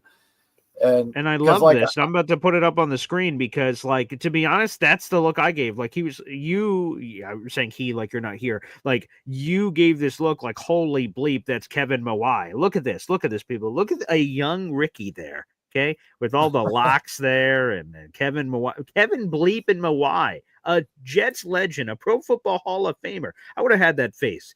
Like, I had to stick up my ass, like, holy shit, Kevin Mawai over here. Yeah, like, good for you. It's kind of hard to see, but if you look behind his head, you can kind of see the busts in the background because we're standing in the room where all the busts are. Oh, I see. I got it now. Yeah. And but yeah, I was literally standing there like looking at him, and I like turned around and he was just behind me. Like, he was just standing there, and I was like, holy shit, I couldn't believe it. And his wife was nice enough to take a picture of us together. So cool. Yeah, it was really super cool. Yeah, he was just back at camp this week. That's how it all came up, and Ricky shared the picture and everything because I shared a screenshot. The Jets do, and you know this, DKB, because me and you both watch it, and I'm sure others do, the inside look at training camp where they host like for 20 minutes or something, say, hey, here's some footage of camp, here's some team legends and stuff, And by the way, Braylon Edwards, when he came on the set, I'm like, jeez, hello, Braylon Edwards, are you ready to line up, sir? Good night. He's looking in great shape. And no, Kevin Y was on there. I'm like, oh, it's so good. And I couldn't believe it. I assume like Kevin probably goes to training camp every year. Kevin said like this past week that was like the first time he's been at Jets training camp in like 1,000 years. So I'm like, damn, well, we need to fix that. You're a legend. You should be able to come here whenever you want. So hopefully that happens more in the future. Yeah, absolutely. You know, it was really cool seeing a lot of those guys out here, and Victor Green was out there, and Glenn Foley. How about that? I haven't heard from Glenn Foley in like 1,000 years. So like when AG was going down the line and they were saying this guy, and I'm like, Glenn Foley. Whoa, what a deep cut. Glenn Foley. Wow. Yeah, that was awesome. But you know what? I mean, yes, some of those guys were Glenn's, you know, former teammates, or most of those guys were actually that were there that particular day. But you know what? I think that says something about the direction of this team too, because I mean, now in all fairness, I think that there was a day while Saleh was coach that I think who was it? John Abraham and Lavernius Coles were there on the same day one day. Or something, but there wasn't the mass turnout of former players like there is right now. And man, I really feel like that era of Jets football is back. And the funny thing is when I became a Jets fan, Aaron Glenn was on the team. Like he was our starting corner when I became a fan. So this is kind of a full circle moment for me. Yeah. I just have so much more faith in the coaching and stuff. So Robert Saleh was obviously out of his depth. You know, married to his philosophy, like in his mind, that wide nine philosophy, like that could do no wrong. It was like the perfect scheme or something, and it wasn't. This is just, I don't know. It just feels so different. It feels nice to have competent leadership, and you know, I'm looking forward to it. Unfortunately, I have to work tonight, so I'm gonna have to record the game, and I'll watch it when I get home tomorrow morning. But okay, I'll be following it on my phone anyway, and keeping an eye on it. Well, we can't wait. Ricky, please give a plug. Of course, apparently you just run into Hall of Famers all the time, so you know it's great to have you on the program. But, I wish Curtis but you Martin, know what? Kevin Mawai. There's a lot of flexing going on here, Ricky. I'm going to be honest. I'm a little uncomfortable. You're just running into a Hall of Famer every day. You went to the Hall of Fame. I'm sure you saw some. Okay, let's just compare stories here. Right? Statues. You saw people. So okay. Let's compare something here, right? So Ricky goes to the Hall of Fame. He meets Kevin Bleepin Mawai and Curtis Martin. You want to know who I met at the Hall of Fame? John Idzik. Yes, the former New York Jets. That's who the hell I met. And I'm like, oh, and I said to myself, oh God, why? This is the person that's to show up on the same day I'm here, John Idzik. And I was going to politely tell him and his wife to leave, but I didn't. I wanted to, but I didn't. It's okay. You're chilling with Kevin Mawai and Curtis Martin. I'm chilling with John Idzik. Okay. There's levels to this, and you're beating me, Ricky. So if you just want to have it, then fine. What are you doing, BG? That was your entry into the front office. Apparently, John Idzik. Well, you know, when I got to the Hall of Fame that weekend, like as soon as I went in the building and I started walking up the steps, Terry Bradway and another guy, I got his name escapes me right now, but Terry up on the front office for a long time were coming down the stairs, and so literally the first people I saw at the Hall of Fame were some of our front office guys, and then you know, there were several players that were there for Curtis's speech at the last night too. So, but that's cool. And I told you I ate lunch with Curtis's agent and his son. Like, so wow. that was. I didn't eat lunch with John Idzik. For those that are curious, I didn't. He offered, but I said no. So just want to Make sure that's clear to everyone out in the universe. Ricky, please give some plugs to your channel. We just talked about your budding, growing channel, and we can all speak to this. That me and DKB went through all the same things that you and DT are going through, and I'm going through it again because of my radio digital channel. It's starting brand new, and that one's hard because it's not just Jets; it's about a million things. So like that's hard to get people to commit to like a show that's going to be talking about things that some people just at the forefront. Like, okay, everybody. Yeah, I'm sure you guys gave minimal shits about the Bills training camp, and I'm not offended, but like it's the Buffalo Bills. Why, outside of the light Jets connections of things I can circle back, a lot of people didn't care, and I don't mind. But like that's the difficult part of building that channel. Of like, man, I'm trying to, hey, subscribe. There's a lot of weird shit you're not gonna want, but subscribe. Like that's hard. People don't want to subscribe to stuff like that. So again, me and DKB have been through a lot of the same issues that you're going through and continue to go through, I'm sure. So yeah, please give a massive plug to everyone who's watching right now.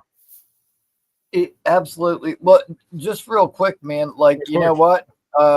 Maybe you're looking at it the wrong way, because maybe Jets fans might not be all fired up to subscribe, but there might be other fans from other teams that will be interested in that, and it might just open you up to new people. Sure, so it's possible. I don't know. I'm going glass Thanks for half saying full that. on that. Yeah, there you go. I like it. Thank you. Yeah. Anyways, yeah, Ricky New York Live. Let me see. I will have a show Tuesday night at 8 p.m. and then not tonight, but the following Saturday at 8 p.m.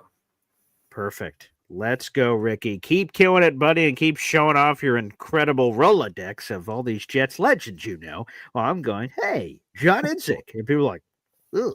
And I'm like, okay, sorry, man. I do what I do. That's sort of what it is. Well, because Ricky brought this up, I guess we'll make an announcement here on the show about that radio digital show that I host, because this is Jets related. This was just confirmed yesterday, but there's a direct link down below in the YouTube description. It's called The Man Shout Show with Boy Green Digital. It's my radio digital show. It was a radio show we did for a million years, and now it's all on YouTube, basically. And every week, starting next week, Jake Asman will join us every single week to talk all things New York Jets. So there will be a pocket of Jets action for all you Jet fans out in the universe. It'll happen every week. It won't be the same day or time, but it'll happen once a week, every week, talking all things the latest in the New York Jets. And we're going to do it next week and every week moving forward. So Boy Green and Jake Asman are going to be back together for that. I'm sure I'll do stuff with Jake on his channel too. And my radio digital partner, Jim the Man-Child Lurch, will be a part of that as well. So really excited about that. So Ricky helped me by accident guest on the show. So shout out to Jake Asman. That's going to be pretty cool. So if you guys would like, please subscribe to that channel. I think we're almost at 200 subscribers, and when we reach 300 and every milestone after that, we're going to be giving away free shit.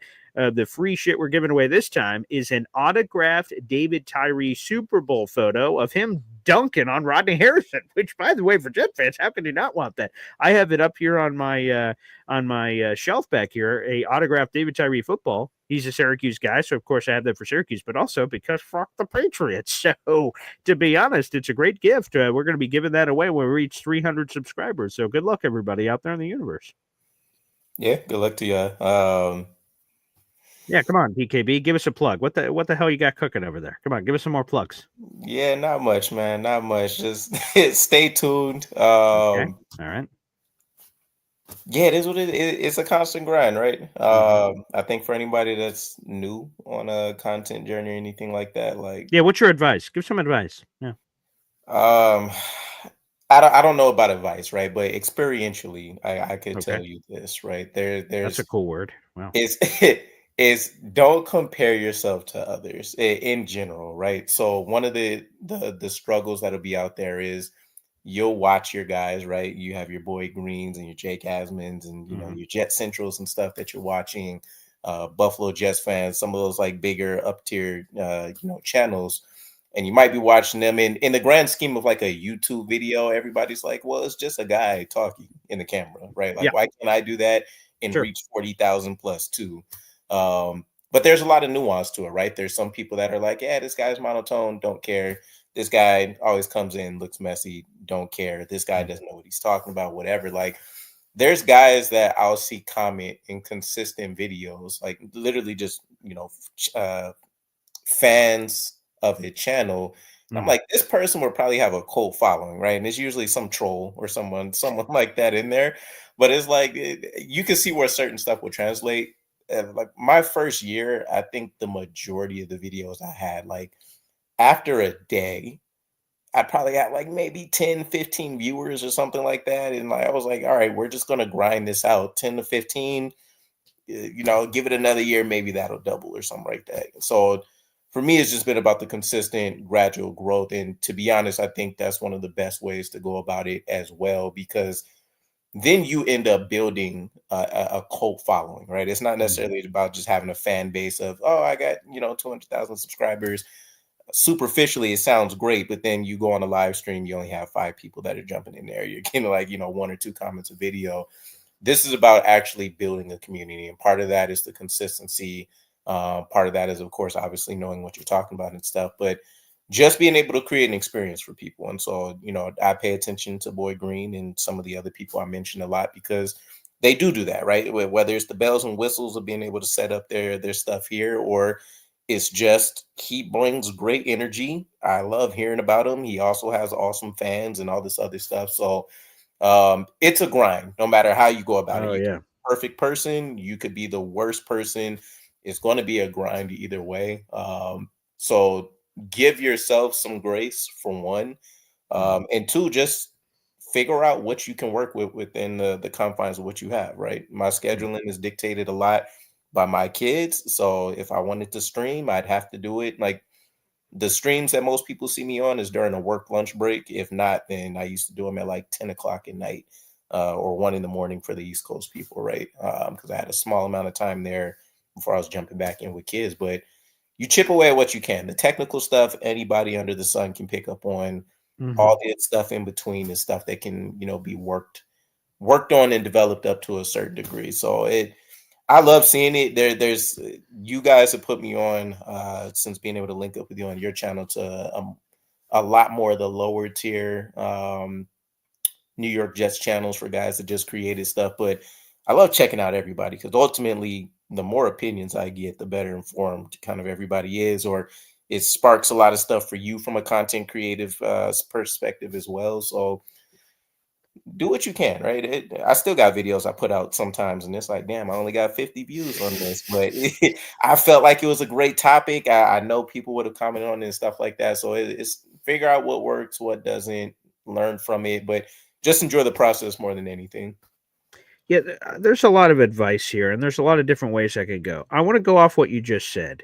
I don't know how many of you guys are into comedy. I'm a big comedy guy. At a brief point in my life, I'm like, do I get into stand-up comedy? I didn't.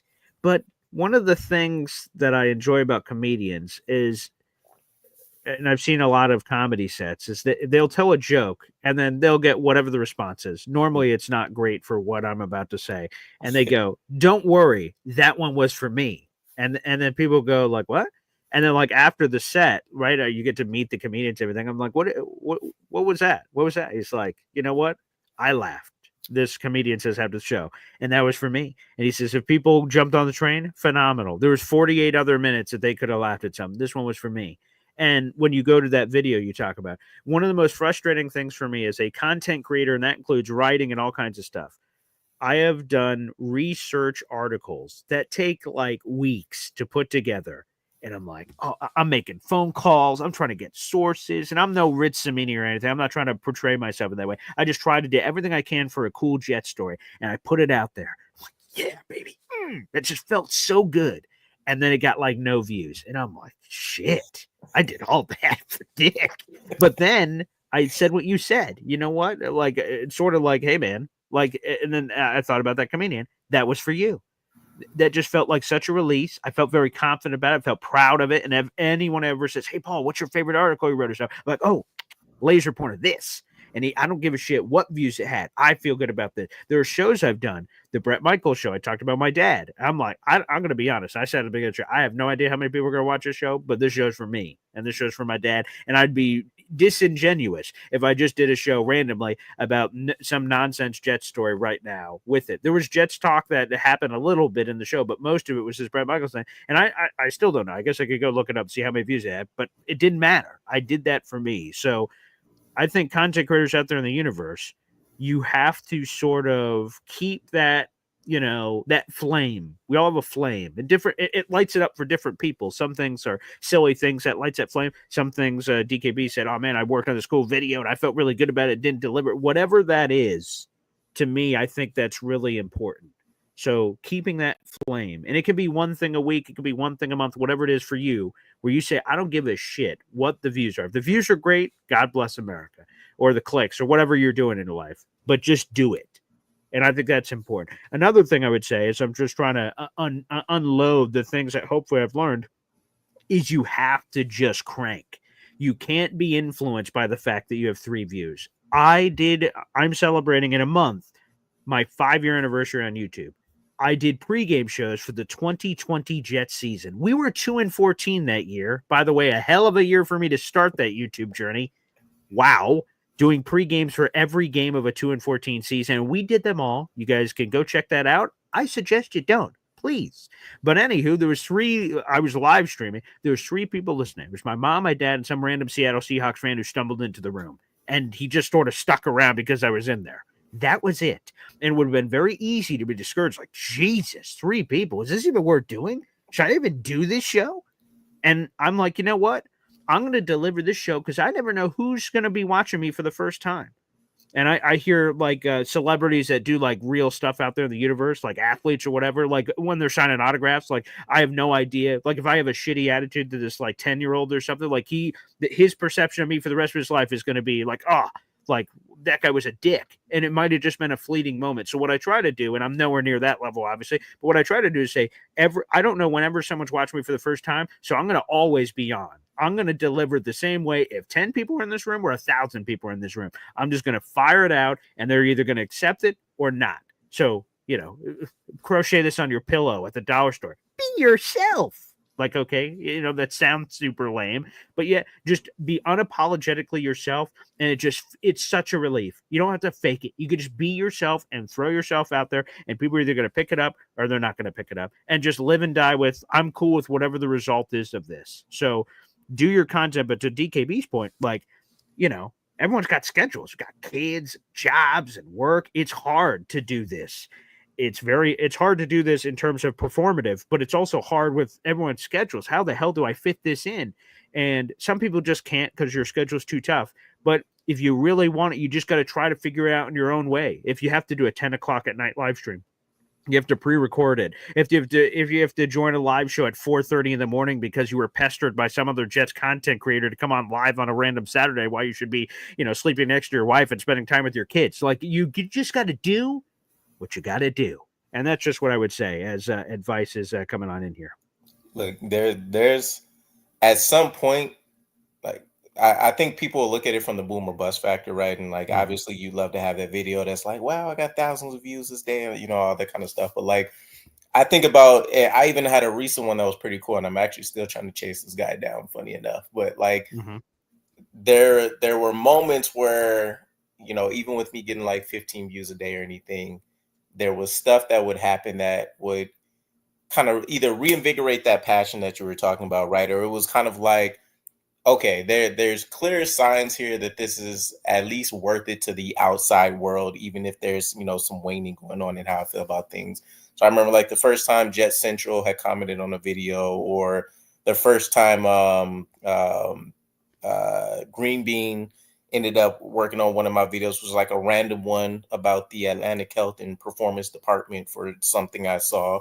More recently, Will Parks, former safety that we had, he commented on a video from like 2 years ago in training camp with something. And he was like, I wish I would have known this at the time because this, and this was going on. And I was like, oh, I got to chase this guy down now because I need to know some of these details from the past and maybe, get his perspective on what's going on now with the room and all that kind of stuff. So like, there's a bunch of cool stuff that happens. You'll end up kind of unknowingly networking with stuff as well, right? I True. think point, like someone watching may not have seen as intrigued with it, but then, they blurt your name out to someone else and they happen to see it. And so just a snowball effect. But yeah, man, just bring the authenticity, figure out what works for you guys, and it'll pay off at some point, right? Don't worry about the instant coffee effect. Go for the home cooked oven meal, and you'll be fine.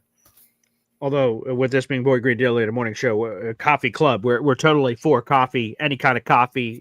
I've never drank it, but maybe one day. But again, we don't discriminate against any kind of coffee on the show. Just want to make sure that whatever DKB said is on him, and that does not represent the show or the show's interests or intents and purposes. So I just want to make sure that's obviously abundantly clear. The other thing I would say is to what DKB just said, and then I'll get into some of your super chats and stuff coming up on the show too, is that it would be very easy to dip your toe and go, Jake Asman, 40,000 subscribers. Oh, Matt O'Leary, 20,000, and all these. And I'm going to miss people. I'm not trying to dog anybody. I'm just trying to name some people.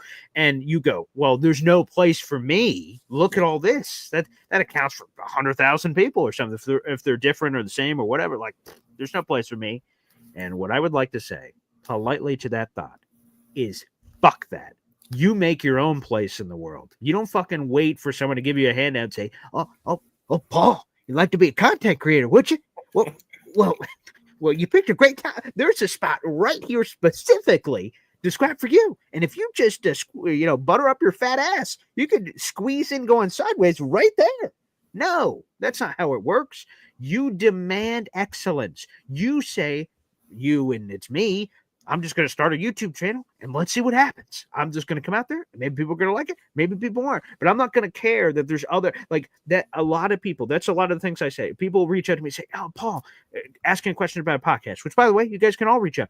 As a matter of fact, James Woody, who we all do Boy Green Meets Woody now, he reached out to me over email blindly. I have no idea who the hell James Woody is. He reached out to me blindly over email. He said, hey, Paul, I'm a big fan of your work. Can we do a 15-minute Zoom? I want to pick your brain about Jets content creator land. Sounds cool. I'm like, sure, whoever you are, James Woody, that's fine. We were on a Zoom call for 2.5 hours, and I was just answering all kinds of questions, and all of a sudden we started a show together. And so that's also, no matter where you are, I hope you always remember where you came from, and not like I'm some crazy thing. I'm trying to get 8,000 subscribers here, for God's sakes. I'm not whoever. I'm just who I am. But never forget, never like turn people away. I always welcome people. Let's Ricky, cool. Dylan Terraman, cool. DKB, cool. I'm all. To me, it's competition, maybe in a healthy, fun way, but like I don't see it like fuck DKB. How can I muzzle that bastard so like I can get all the subscribers? No, like let's all. Ricky said it earlier. Flavors, baby, flavors. Everyone brings different things to the Jets content creator community, and you know what? Go to the buffet. Get what you like, ditch what you don't. It's a free world. Pick what you want. And that would be the advice. I don't know how this turned into like a TED Talks segment on all things Jet content creator land on game day, but you know what? I go where the boat takes us.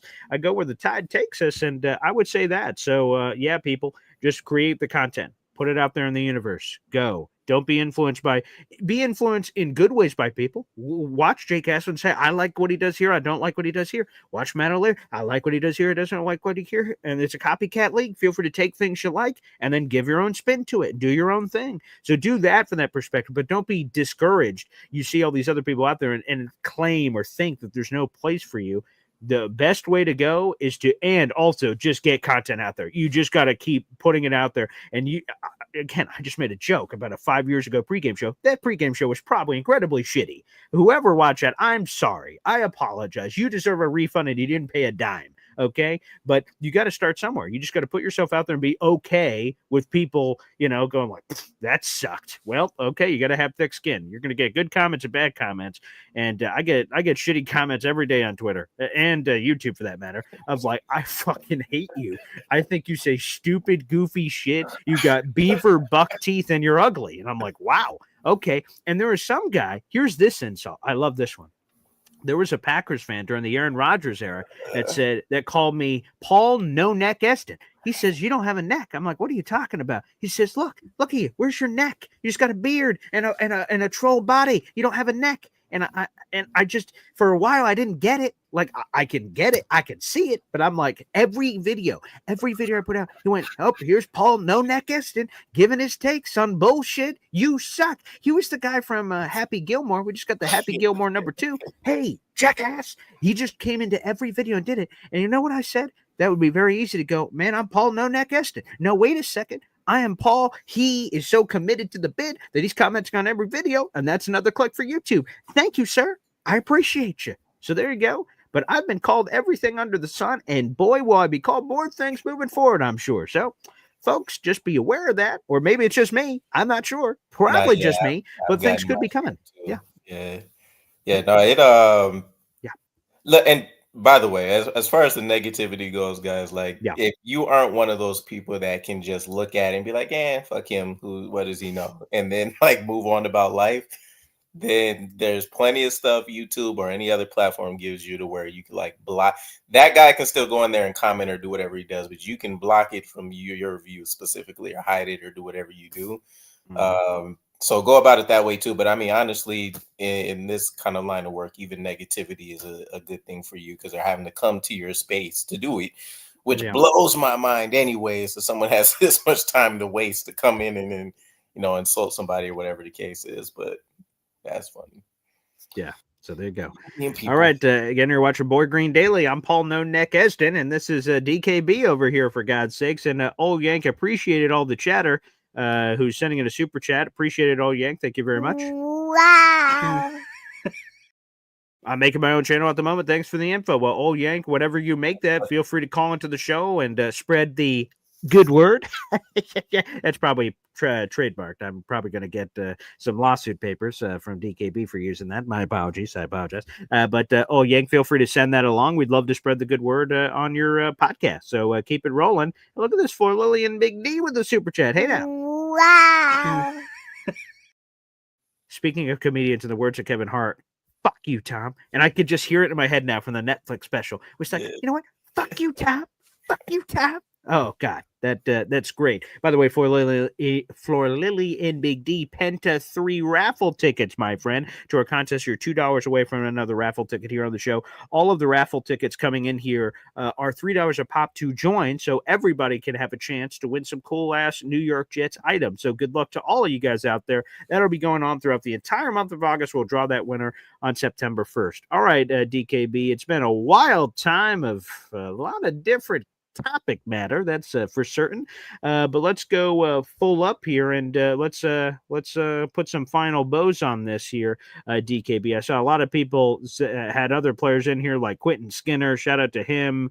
NC Green saying Quentin Williams has a massive chip on his shoulder, falling in the top 100. So we could try to go rapid fire through a couple of these here. I guess we'll start off with that Quentin Skinner bit. There you go, Havmo63. I'll throw that up. Quentin Skinner, what do you think?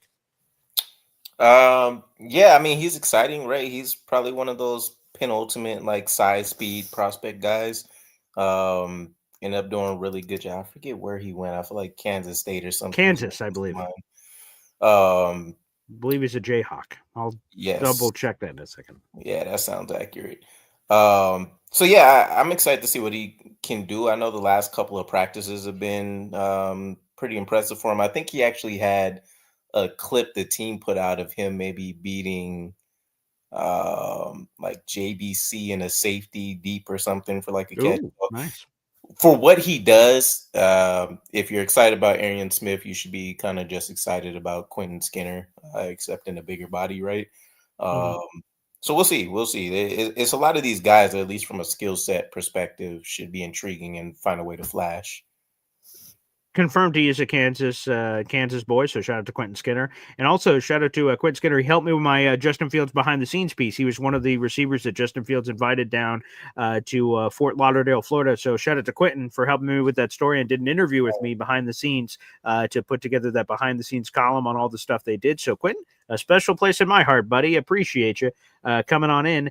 Scotty Mayhem says he's still, so if you've missed this ongoing bit here, DKB, Scotty Mayhem believes the Jets should sign Keenan Allen, and he's felt that way for several months. So much so that he's reached out to Keenan Allen's agents on several occasions on email or social media, bird signal. I have no idea of what the hell's been going on there, but I've got some news, Scotty. I don't know if you knew this, but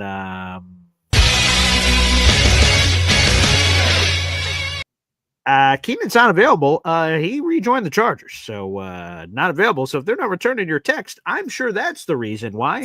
And interesting, he replaced former Jets wide receiver Mike Williams, who was with the Chargers and went to the Jets, and then went to the Chargers and then retired. And Keenan Allen. So long story short, sorry, pal, it looks like that dream's dead. So no Keenan Allen, I'm afraid. That may be why they're not returning. It's not me, it's you. That may be going on there. Anywho, let's go with a couple other quickies. Dade County McFly is all about, I want to see quarterback Brady Cook for real. Again, outside of some surprise, I imagine you have to be seeing him tonight with how the reps are going to split up. I'd imagine Justin Fields gets a couple of drives, maybe. Then the rest of the game essentially splits first half, second half, give or take, with Adrian Martinez and Brady Cook, I'd imagine, here at DKB. Yeah, 100%. Yeah, Cook, I'm really excited for it too. One of the better SEC quarterbacks that came out. I think he was fairly underrated. I know one of the guys that refers to himself in my community as like a quarterback savant. Like apparently watches every single snap of all of these guys. He's like he had Cook is the second best quarterback in his class from our talent perspective, and all. So it's just funny seeing all the different stuff, but.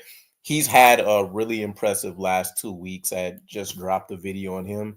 And so if he had like a Tanner McKee type performance, like a couple touchdowns, just shy or plus 200 yards or something, I wouldn't necessarily be shocked.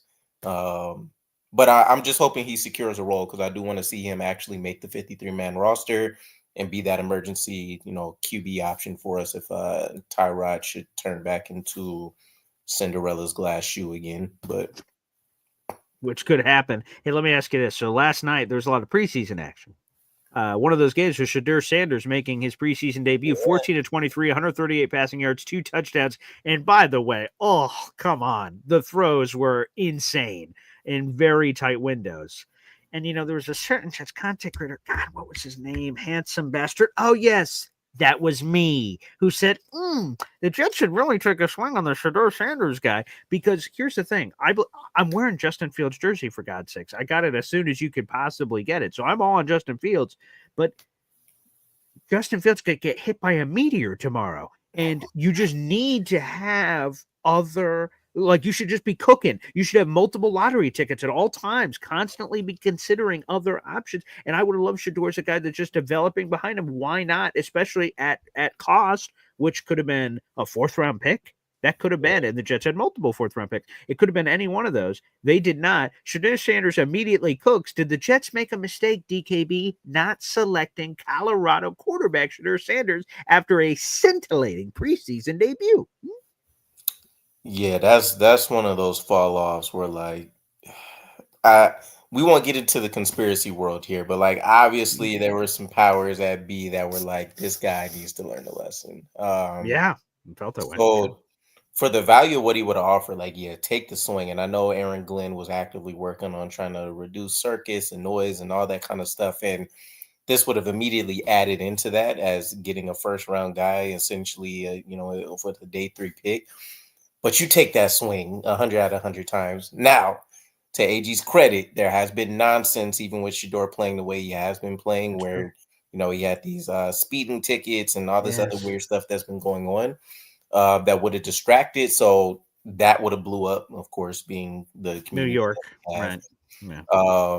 But yeah, man, I think it's worth the talent. One of the most accurate quarterbacks to grace the college ranks from what I've seen.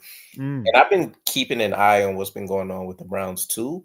The split in performance for all of these guys is insane. Like he's had over the course of 10 practices or something, it was like 5 touchdowns, a couple hundred yards or something, no interceptions. 2 of the other quarterbacks, I think it was old man Flacco and someone else. They had no touchdowns, multiple interceptions. Oh, did we lost my guy, BG. All right, well, for those still sticking with me. So just to wrap up this point, Shadur has clearly been the best quarterback from a numbers standpoint in practice for them. 2 quarterbacks don't even have touchdowns and interceptions. And then it's basically him competing with who's the other kid they picked up? Dylan Gabriel. Yes, he's the only one, and he's not really competing if you're just stat watching either. So it's kind of crazy to watch what's going on over there, especially with like the owner coming out and saying like, "Well, he wasn't my pick," and I think the coaching staff put it on like ownership in terms of like everybody's pointing fingers, and so it'll be weird if Shador is having success. Who's going to be the first person to step up and be like, "Yeah, me. It was me. I was the genius. I was the give me promotions and more money and stuff. You guys are idiots." Yeah. So, but again, we'll see what happens. But I understand AG had to do his thing. But I'm just saying, I'm rooting like all hell for Shador. Awesome. Again, some self-inflicted wounds there. Speeding at 2 or 3 in the morning, whatever he's doing. Like, come on, man. You got to. I think it was like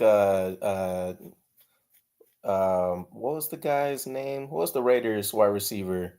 Oh, Henry Ruggs. Yeah, like I think he was doing numbers like that. They said like he was hitting close to like 150 or something. But dude, like if that's what you want to do, like go drag race on your own time, like at like a racetrack or something. Like it just is so silly. And if you're Shador, like, hey, this is not fair what I'm about to say, but it is what it is. There are things in life that are not fair. You are the son of a Hall of Famer. Yeah. You're a highly scrutinized quarterback coming out, whether your fault or not. And you have to hold yourself to a different standard than every other player on that team. And again, if he was listening right now, he's like, that's not fair. And I'm like, well, I'm not saying it's fair.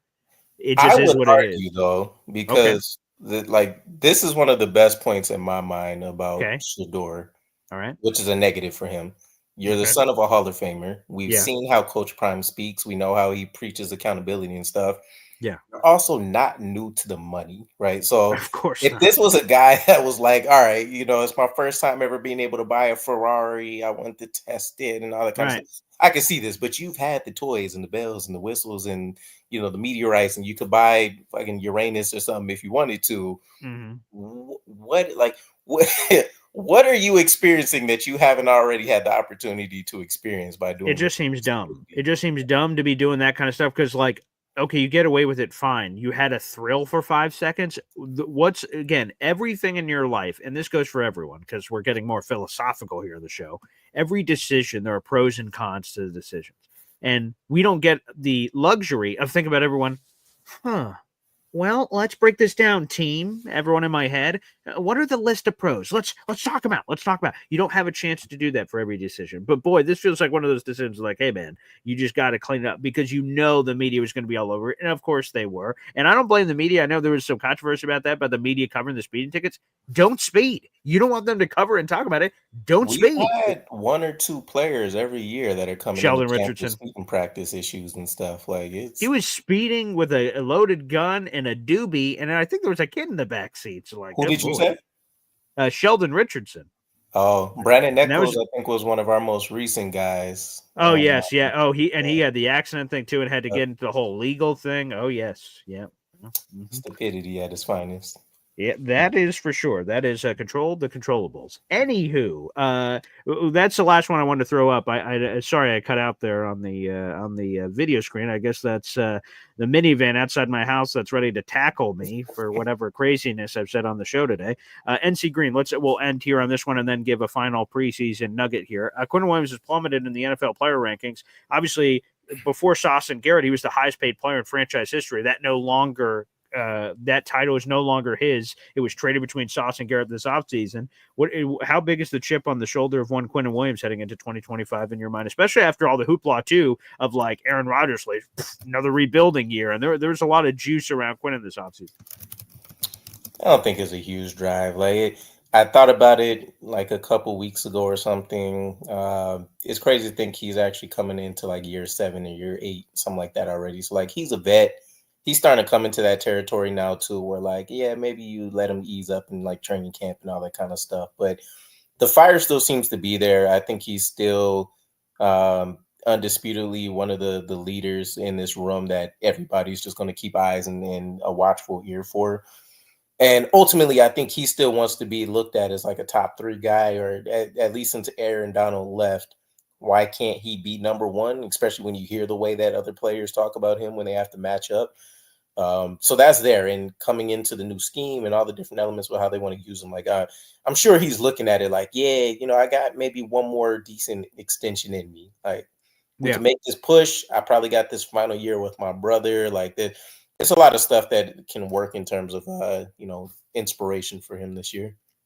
Plaxico Burress, whoa. Hey, that brother shot himself when he was with the Giants, okay? Hey, I got a gun in my pocket. Oh, my leg in a strip club. Like, whoa, that predated the Jets, okay? I just want to make sure that's perfectly clear out there in the universe, all right? That was not with the Jets. I remember he had like one game with Sanchez where he caught like 3 touchdowns in a game, and I'm like, oh shit, Plaxico. I actually have a Plaxico Burress jersey in the closet, because why wouldn't you have one of those in the closet, baby? All right, DKB, we'll wrap up here. It's been a fun show. Thank you to everyone for tuning in on a little bit of this, a little bit of that.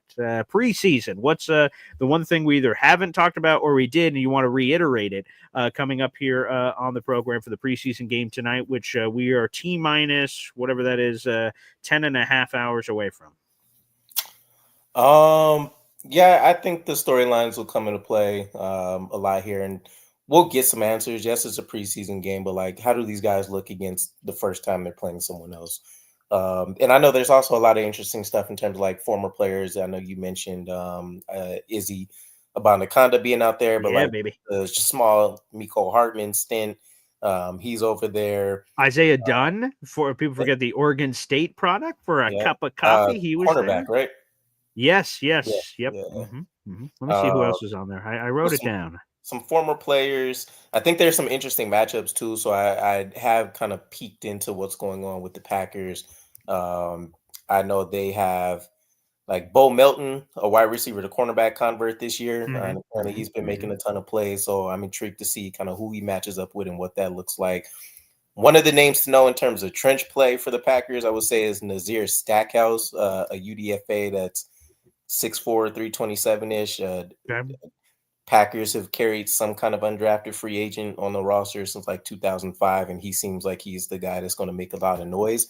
So for the depth players and the guys that want to see like the backup O-line play and stuff like that, keep an eye on him, because Cole Laval versus him or Leander Wigan and whatever that ends up looking like, that should be a pretty good matchup to figure out what tier some of these guys are and if they can try to bump up the depth chart. But I'm ultimately just excited, my man. Finally football. Finally get to watch these guys and talk about something that's not green and white on green and white. And see Aaron Glenn and company in an actual, game setting atmosphere. And maybe even like, I know he recently mentioned like John Berger, the situational football analyst guy. Correct. Yes. So I'm curious to see kind of how that works out and stuff too. So operation, right? Timeouts, challenges, no, like, again, like we had that Air Riders last second looking at the sideline every 5 seconds for this, that, or the other, getting rid of that. By the way, 2 other former Jets on this roster. What about Corey Ballantyne, if you remember him? Yeah, there you go. A Corey Ballantyne reference. You didn't have that one on the bingo card. And then this one was just on the team. He's a rookie, Jared Bartlett. He was a rookie UDFA linebacker with the Jets. They dumped him. Packers scooped him right up. So you got a couple of former Jets there that we could be seeing this evening. DKB, I want to thank you again. I want to thank your people. I want to thank your posse.